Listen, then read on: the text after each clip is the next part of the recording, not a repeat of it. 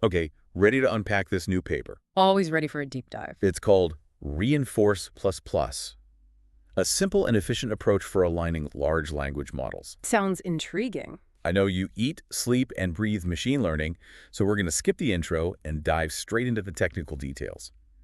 This paper tackles aligning those massive language models with human preferences using RLHF, but it promises to do it in a way that's simpler and more efficient than some of the current methods out there. I'm all ears. You know how there's this whole landscape of algorithms like PPO, DPO, RLOO, Remax, and GRPO, each with their own strengths and weaknesses. Yeah, it's like a buffet of options. This new kid on the block, Reinforce++, claims to combine simplicity with effectiveness, kind of like the best of both worlds. So what's the secret sauce? Well, instead of creating a completely new algorithm, they've taken a fresh look at the classic reinforce algorithm. Ah, back to basics. Exactly. Remember, reinforce is known for its elegance and simplicity since it doesn't rely on a critic network. Yeah, but that simplicity comes at a cost. It's notoriously susceptible to high variance in those gradient estimations, making training a bit of a roller coaster ride. Definitely. It can be quite a challenge to get it to converge smoothly. It's like trying to train a racehorse that bolts at the slightest sound. I like that analogy. So how do they tame this wild stallion and make it work for aligning large language models? They've cleverly integrated techniques inspired by PPO, proximal policy optimization, to stabilize training while preserving that appealing simplicity of reinforce. And they've done it without bringing a critic network to the party. So they're borrowing the best of both worlds. What are some of the key innovations that make this possible? One of the standout features is the introduction of a token-level KL penalty. It's calculated between the distributions of the RL model and the initial supervised fine-tuning SFT model. Okay, so it's like keeping the model on a lead during training. You could say that. This penalty acts like a guiding hand, encouraging the model to stay close to its initial training while still allowing it to explore and learn from the reinforcement learning process. So it's like setting up boundaries for the model, preventing it from going completely off the rails during training. Exactly. It strikes a balance between exploration and stability, which is crucial in RLHF. And they didn't stop there. They also integrated the PPO clip technique, another gem borrowed from PPO. This clever mechanism constrains how much the policy can change with each update. By limiting these updates, they prevent those abrupt shifts that can throw the entire learning process off balance. It's like adding shock absorbers to that racehorse, smoothing out the ride and keeping it on track. I'm sensing a theme here, taking a classic algorithm and refining it with carefully chosen techniques for a smoother, more controlled training process. Spot on. And they didn't just focus on stability, they were also laser-focused on efficiency. They've incorporated mini-batch updates for faster processing, reward normalization and clipping for stability, and advantage normalization for smoother convergence.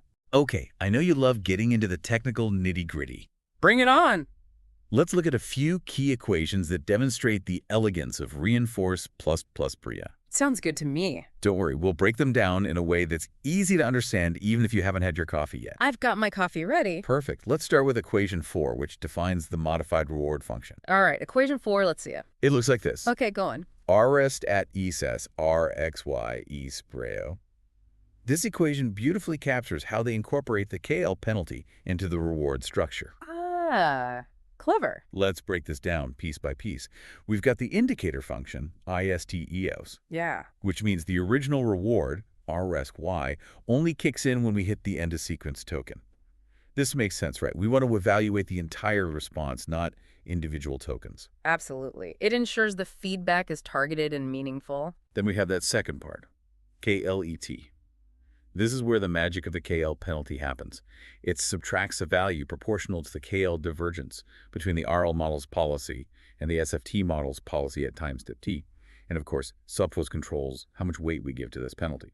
So the larger the KL divergence, meaning the further the RL model strays from the initial SFT model, the bigger the penalty. It's like a gentle nudge to stay on track. Now let's jump to equation 5, which digs into the KL divergence itself. Equation 5, got it. It's written as KLT. KL sorts SSFT.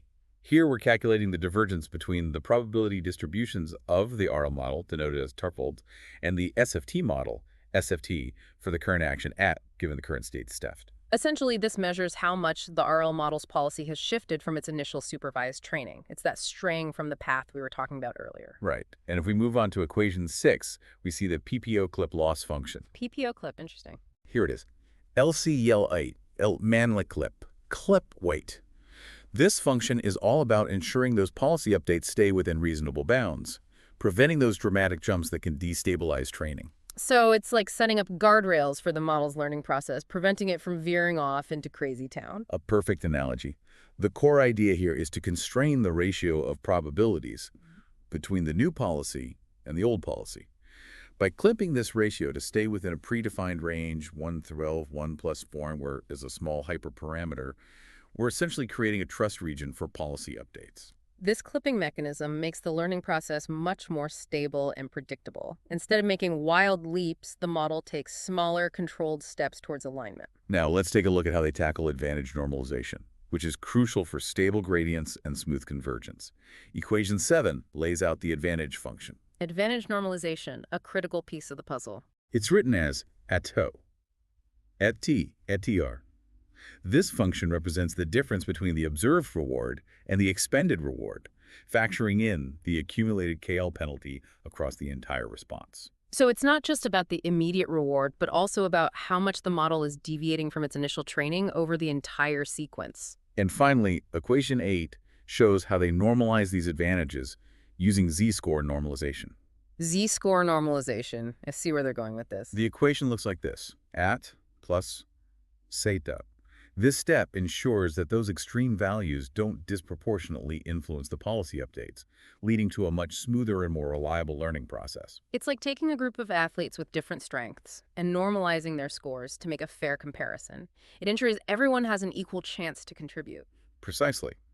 By normalizing the advantages, we prevent those outliers from hijacking the training process, creating a more balanced and robust learning environment. So we've covered the key equations and seen how Reinforce ++ elegantly integrates those PPO-inspired techniques to address the stability and efficiency challenges of classic Reinforce. But how does this all translate into real-world performance? That's a great question. Let's move on and explore those exciting results. All right, so they've got this elegant algorithm, but does it actually work? Let's dive into the performance evaluation. The authors put Reinforce ++ through its paces. I'm all ears. What kind of testing grounds did they choose? 2 distinct datasets. Okay, tell me more. First, a general domain dataset. Wide range of prompts and human preferences covering diverse topics. Makes sense. A good way to see how it handles general language tasks. Exactly. Then they went deep with a specialized mathematics dataset. Oh, interesting. So they really wanted to push the model's reasoning and problem-solving skills. Coupled with a closed-source mathematical reward model. A closed-source model. That adds another layer of complexity. Designed to push the model's limits. So they wanted to see if Reinforce ++ could handle both the breadth of general conversation and the depth of specialized reasoning. Did it live up to the challenge? It did. In both domains, Reinforce ++ demonstrated remarkable stability and efficiency. That's impressive, especially considering the challenges we discussed earlier. Remember those problems of reward hacking and output length hacking? Yeah, those can be real headaches. Well, Reinforce ++ effectively mitigated those issues, particularly when compared to another algorithm, GRPO. It sounds like it's not just keeping up with the competition, it's actually surpassing them in some areas. Yeah. Especially in terms of stability, which is critical for real-world applications. We don't want our language models finding loopholes or gaming the system. Absolutely. And this superior stability was consistent across both datasets. In the general domain, using Bradley-Terry reward models, Reinforce ++ shone brightly.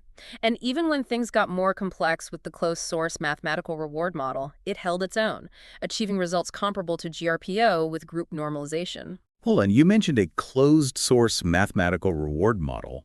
What's the significance of that? It means we're not dealing with a simple, transparent reward function.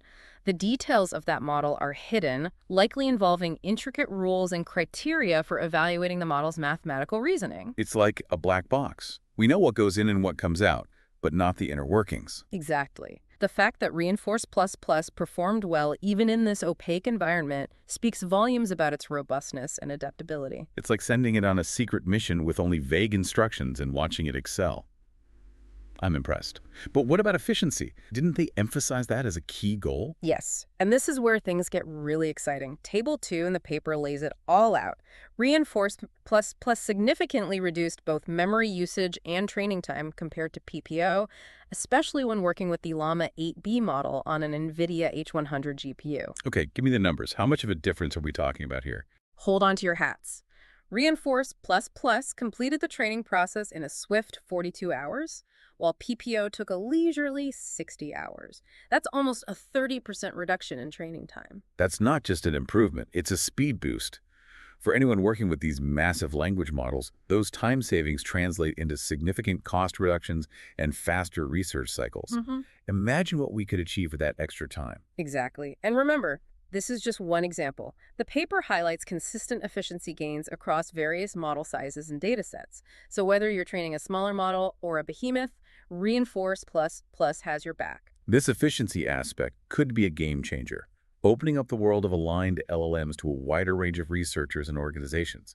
Suddenly, what was once a resource-intensive endeavor becomes much more accessible. And this is particularly relevant when we consider the growing demand for specialized LLMs tailored to specific domains. Imagine the possibilities in fields like medicine, law, or engineering. We could have highly specialized aligned language models for each field. With Reinforce Plus there, we could train those models much faster and more efficiently, potentially revolutionizing those industries. This is really blowing my mind. It's like we found a shortcut to aligning LLMs without all the usual headaches. But before we get too carried away, it's important to remember that this is still early-stage research. What are some of the limitations or potential areas for further exploration? That's a great point. While the results are incredibly promising, there are still many open questions. For example, how does Reinforce Plus scale to even larger language models, those with hundreds of billions or even trillions of parameters? Right, we're talking about models that are orders of magnitude larger than what we're working with today. And could it be further optimized by incorporating other cutting-edge techniques? Perhaps combining it with techniques like curriculum learning or adaptive learning rates could yield even more impressive results. Those are all excellent avenues for future research, and I'm particularly curious to see how the community builds upon this work. The open source nature of Reinforce Plus is a huge advantage. It invites collaboration and encourages researchers to explore its full potential. It's like they've planted a seed, and now we get to watch it grow and flourish. And I'm especially interested in seeing how it performs in real-world applications outside the controlled environment of research labs. Absolutely. Will those efficiency gains hold up in the wild? How will Reinforce Plus handle the unpredictable challenges of complex, dynamic environments? These are the questions we need to answer to truly gauge its impact on the future of aligned LLMs. All right, so we've delved into the technical details, unpacked those impressive results, and even peeked into the future. But there's one more crucial aspect we need to explore: the broader implications of having a simpler, more efficient RLHF algorithm at our disposal. Let's shift gears and tackle those big picture questions. So we've talked about the nuts and bolts, the equations, the performance, the efficiency gains, but what does it all mean? What does this new algorithm, this Reinforce Plus Rady, tell us about the future of aligned LLMs? It's a potential game changer, I think. One of the biggest hurdles in this field has been the computational cost. Right, needing massive computing power just to train these models. It's been a bottleneck, limiting who can even participate in this research. So you're saying Reinforce Plus could democratize access to aligned LLMs? Exactly. Smaller teams, even individuals, could potentially train powerful aligned LLMs without breaking the bank. That's a pretty big deal. What kind of impact do you see that having on the AI landscape? Innovation, for one. More people tinkering with these models means more creative applications, more breakthroughs. I can imagine a surge of new ideas and approaches. And we might see specialized LLMs tailored to niche domains. Domains that were previously ignored because of the resource barrier. Exactly. Imagine a world where every industry, from healthcare to education to entertainment, has its own custom-aligned LLM. Trained to handle its unique challenges. And its own ethical considerations. It's a fascinating thought. But let's flip the coin for a moment. We've talked about the good. What about the potential downsides? It's like any powerful technology. There's always the risk of misuse. Someone with bad intentions could train an LLM to generate harmful content. And the ease of use that Reinforce Plus offers could make it easier for those bad actors. That's a valid concern. Do you think the open source nature of Reinforce Plus helps or hinders in this regard? It's a double-edged sword, really. Open sourcing allows for transparency, community scrutiny. More eyes on the code can help identify vulnerabilities. It's like having a global team of security experts constantly testing the system. But it also means anyone can access and modify the code regardless of their intentions. So we need robust, ethical frameworks, guidelines for development and deployment, Absolutely. We need to think carefully about the values we embed in these models. and the potential consequences of their actions. The technical aspects are fascinating, but we can't lose sight of the human element. These are tools, and we need to guide their use responsibly. It's almost like raising a child, nurturing their development, setting boundaries. A great analogy. We wouldn't just hand a toddler a chainsaw. We need to approach the development of aligned LLMs with the same level of care. It's a conversation that needs to continue. As researchers, developers, policymakers, we all have a role to play in shaping the future of AI. Couldn't agree more. This paper is a major step forward, but it's just the beginning. It's up to all of us to write the next chapter. And ensure that it's a chapter of progress, responsibility, and shared benefit. Well said. And to our listeners out there, keep exploring, keep questioning, keep pushing the boundaries of what's possible. But always remember the ethics, the responsibility, the human element. It's a fascinating journey, and we're all in this together. Until next time. Keep those minds curious and those algorithms aligned.